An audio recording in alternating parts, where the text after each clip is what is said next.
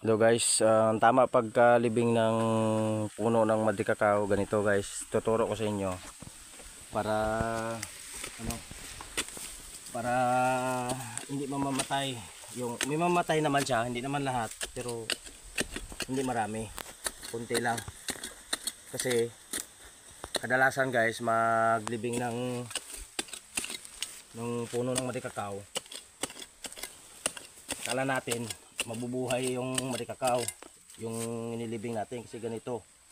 Pagka ganito guys, hawakan mo ito tapos ganunin mo lang sa lupa, matatanggal yung balat na yan eh. Kaya mas maganda guys kung bakit na humuhukay ako para maayos yung pagkalibing yung puno ng marikakaw.